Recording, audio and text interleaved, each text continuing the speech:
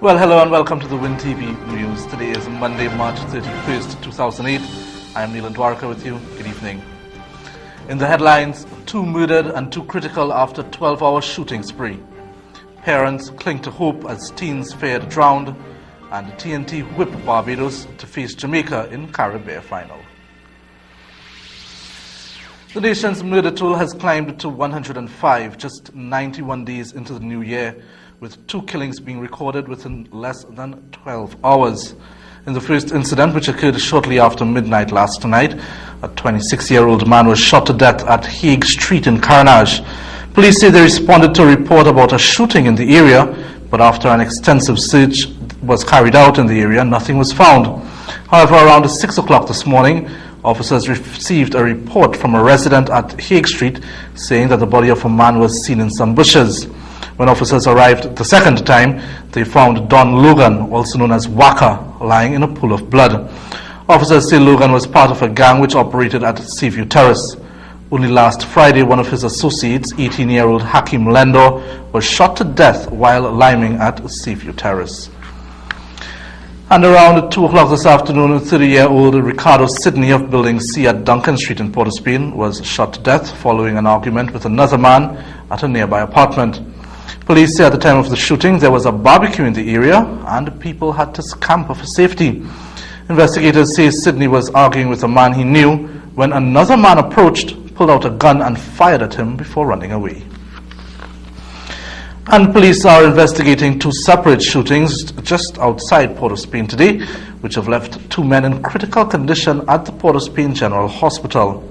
In the first incident, around 10:30, a 25-year-old Aldwin Greenwich was at his home in Marshall Trace in Mlaventil when several loud explosions were heard. When neighbors investigated, they saw him lying in a pool of blood in the house. He had been shot 6 times in the upper body. And 3 hours later, just after 1 o'clock, 30-year-old Michael Joseph of Blackett Lane in Gonzales was walking towards his mother's home on Davis Street when someone shot him from behind. He was hit in the arms and buttocks. Police are said to be following several promising leads in both incidents. The tides at Tyrico turned deadly last evening as it claimed 2 teenagers, leaving their families in mourning. At Newstime, it was reported that a Coast Guard search for the bodies of Ricky Puran and Ishmael Samaru had to be called off. The men were spending the day with family and friends yesterday when they got into difficulties in the abnormally rough North Coast waters. A friend of the men describes the incident.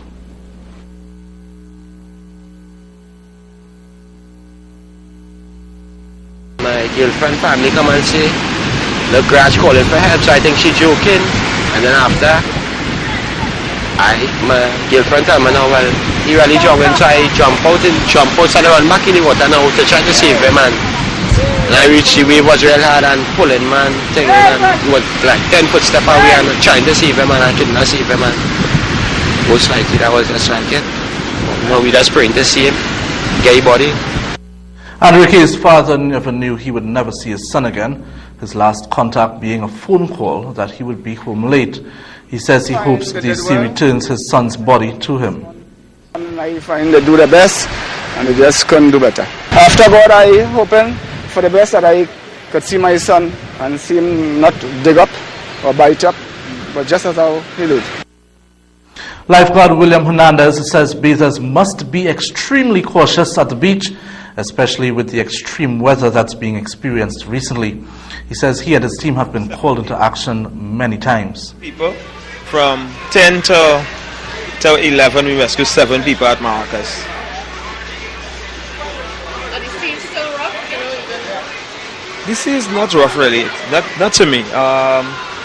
What we have is strong undertow. So that's why we warning bathers to bathe between the flags and not in front of the red flags. Yesterday's drowning incident took place about an hour after lifeguards had finished their shift. Regular working hours for them are between 10 o'clock in the morning and 5 o'clock in the afternoon. Well, it's about time for a quick break, but stay tuned when we come back for more local news.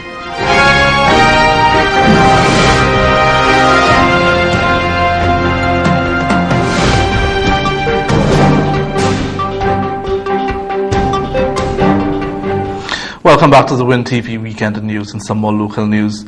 No holidays without its traffic jam, and as hundreds headed to the west today to soak in the sun, sand and sea, they were instead forced to wait hours in a snail-paced traffic jam on the foreshore just outside Port of Spain. It turned out police were out in their numbers conducting a massive traffic exercise. Up to news time, the figures hadn't come in just yet, but while our camera was out there, motorists were forced to strip off illegal tint and stickers as other officers searched vehicles for contraband. Traffic exercises have been somewhat more enforced recently, and police in various divisions have scored success, retrieving guns, ammunition, drugs, as well as arresting persons who have been out on outstanding warrants. Today's exercise was coordinated by the Senior Superintendent of the Western Division and Acting Inspector Dan.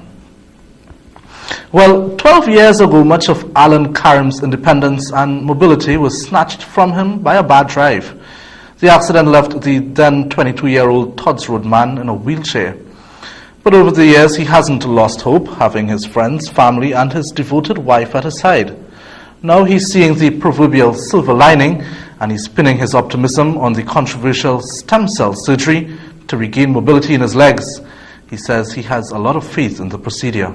Stem cell surgeries, we don't have a technology in Trinidad as yet. Only in China doing it.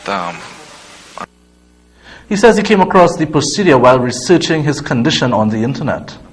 I came across a story with a girl from Claxton Bay that went to China and do it, and I get in touch with her, and I went through the procedure and contact China hospital and so on, and since then I've been working on it. The price of hope is high, $50,000 in this case.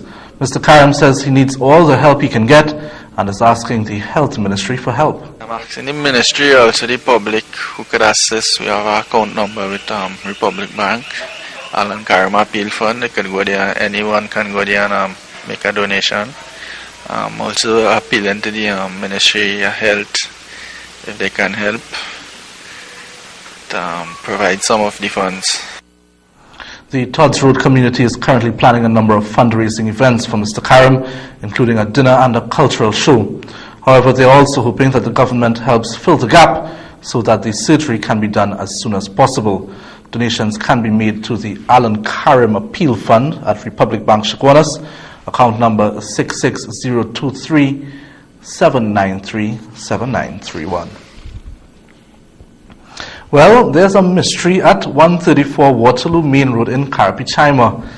It's big, round and juicy, and looks like an orange on steroids.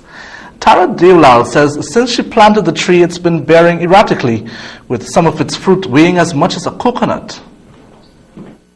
Plants my little vegetables. Up top the lime I have okra, I have cassava, Arabic cassava. I can speak about the yam too. I also get a yam 52.5 pounds last month gone, you know, and I love garden. It's amazing when you get things, you feel happy when you're planting to the earth. You understand?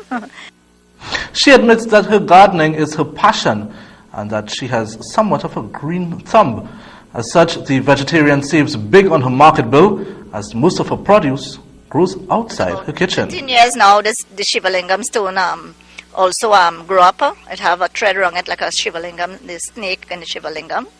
It's amazing to see it though, because you know, it's my personal thing, but if anybody want to come and look at it, well, all well and good, you know. So I say I am blessed, and the land blessed, Mother Earth blessed. And the devout Hindu family has reason to believe so, as they have the sacred Shiva Lingam that they claim has been growing. Husband James Harinarayan says it's a testament to the purity of their faith. Hindus all over the world, they know when they're doing something, they do it, especially a devotion, you do it with a clean mind, and you do everything clean, you don't eat fresh, you drink and go and do these things, you know. And I believe that anything you pray for, and once you have a sincere mind, you're going to receive it. You have to be sincere to yourself, you have to have belief, otherwise nothing will work. Nothing at all, nothing. Well, it's about time for another quick break, but when we come back, we take a look at what's going on in the region.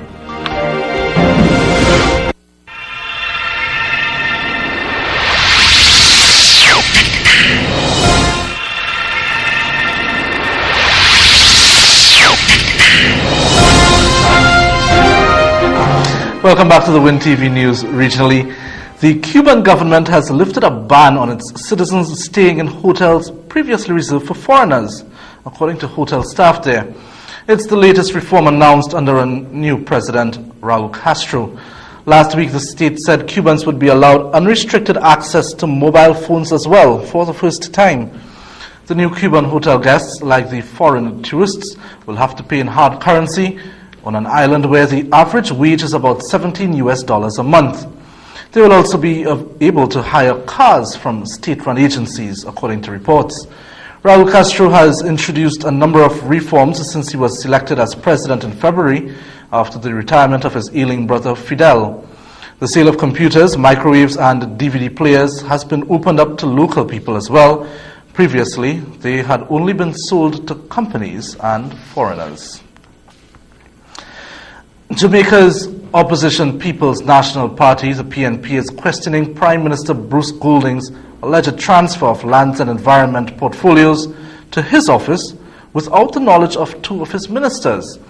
Opposition leader Portia Simpson-Miller raised the issue at yesterday's National Executive Council meeting at the College of Agriculture, Science and Education in Portland. She described the move as power hoarding by the Prime Minister.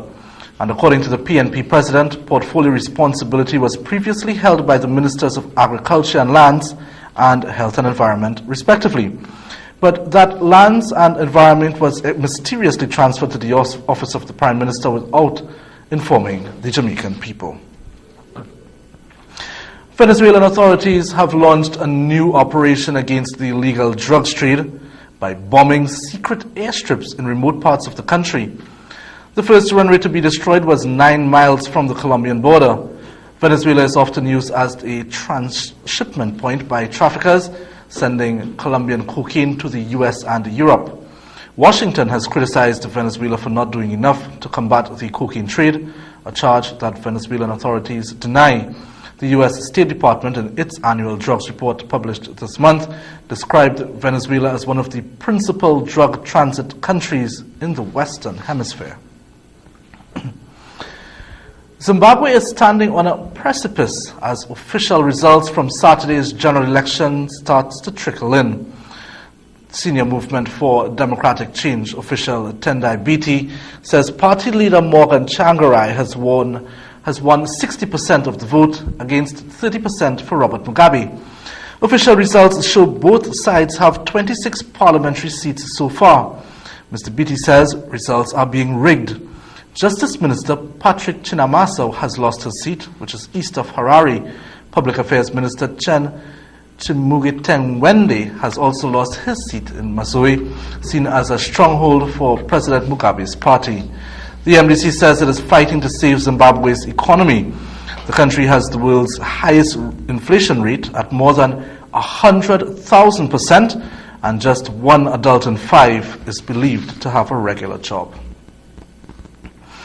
Well, a judge in the United States, in Pennsylvania specifically, has ordered 3 Spanish-speaking men to learn English or go to jail.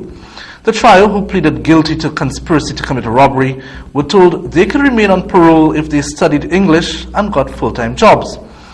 The judge said the unusual sentence was supposed to help the men. They will serve their full jail terms if they fail an English test in a year. Lawyers for the 3 said they had not decided on whether or not they would appeal. Well, on a related note, you might recall that the language barrier is never a problem for Trinis. Remember, it was only last week that a senior policeman had a night on the town with 4 Colombian women who were in the country illegally. Newspaper reports suggested that they had no problem in ordering Ken Toki Toki. And that's a look at what's going on outside TNT. When we come back, Sport and your weather report.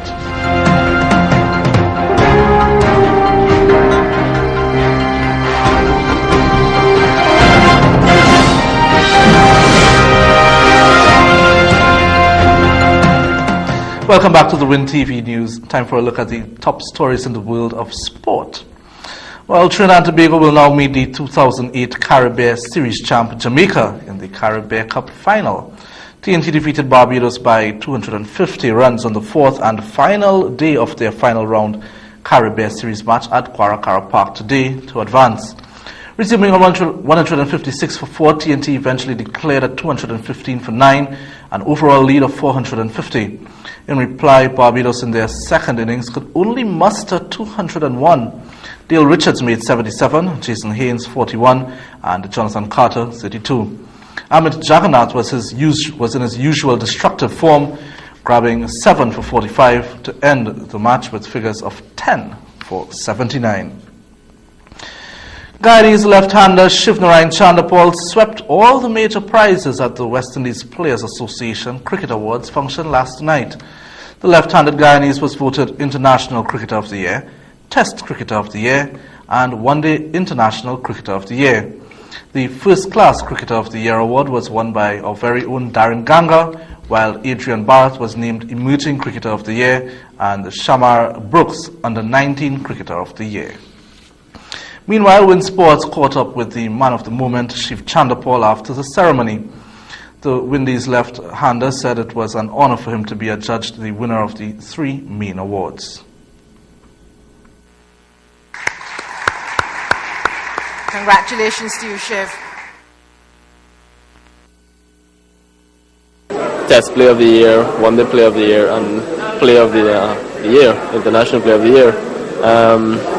It's something you're actually honored to have because of the work you've put in, and I'm happy that I actually won it, and for the other fellas now, it's something to look forward to. All the hard work you put in, and something you can look forward to, and inspire you to go on and do well. Cricketer of the Year is being presented by Mr. Larry Hawaii. Chanders indicated that this will no doubt inspire him to continue on the same path. He added that it was nice to see Weeper doing something which will actually push the other West Indian players to lift their game. And congratulations to you, Chanderpaul. Shoaib Akhtar and Danish Kaneria will face charges of violating the Pakistan Cricket Board's Players Code of Conduct on Tuesday. The duo were charged with criticizing PCB policies following the announcement of new central contracts in January. Paceman Akhtar was dropped from the list of contracts, while Kaneria was demoted from category B to C. If found guilty, they face fines up to 5 million rupees or bans ranging from 3 to 6 matches. Last year, Akhtar was banned for 13 matches and fined 3.4 million rupees for striking teammate Mohammad Asif with a bat before the 2020 World Cup in South Africa. Shoaib has also been left out of Pakistan's squad for the start of next month's one-day series against Bangladesh. The ICC is looking at a speedy resolution to the search for its next chief executive officer, with Imtiaz Patel declaring today that he had withdrawn interest in the position. Its 4-man recruitment committee may discuss the issue as early as this week, and news sources online says that Haroon Lorgat, the former convener of Cricket South Africa's selection committee, has emerged as a strong candidate for the post. Lorgat has already received a preliminary inquiry for a possible meeting with the ICC this week. The new CEO will take over from Malcolm Speed, who steps down from the position after this year's ICC annual conference, which takes place between June 29th and July 4th. The top ICC job comes with a salary in excess of $500,000 a year. Maybe I should apply.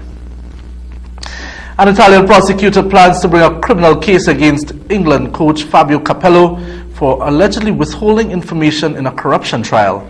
He was a witness in the trial of 6 men accused of conspiring to control transfers by intimidating players into signing for a sports management firm.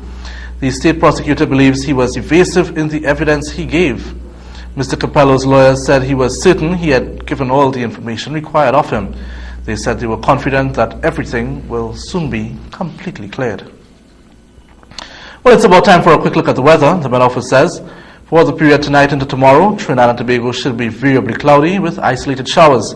Seas are moderate but occasionally rough, with waves up to 3 meters in open water and below 1.5 meters in sheltered areas. The current temperature is 24 degrees Celsius, down from today's high of 30 degrees. And before we go, here's a recap of the headlines. 2 murdered and 2 critical after 12-hour shooting spree. Parents cling to hope as teens feared drowned. And TNT whip Barbados to face Jamaica in Caribbean final. And finally, April 2nd is recognized as World Autism Day. Over the years, there's been a growing concern about the high rate of autism in children in all regions. Autism is a severe developmental order that begins at birth or within the first 2.5 years of life. Most autistic children are perfectly normal in appearance, but spend their time engaged in puzzling and disturbing behaviors which are different from those of typical children. Well, Sheldon Yearwood recently featured the disorder in detail, so tune in to Win TV tonight at 8 p.m. for a special encore presentation on autism. And that brings us to the end of today's edition of the Win TV News. On behalf of the technical staff and the crew, I am Naylan Dwarika, hoping you have a great evening. Bye.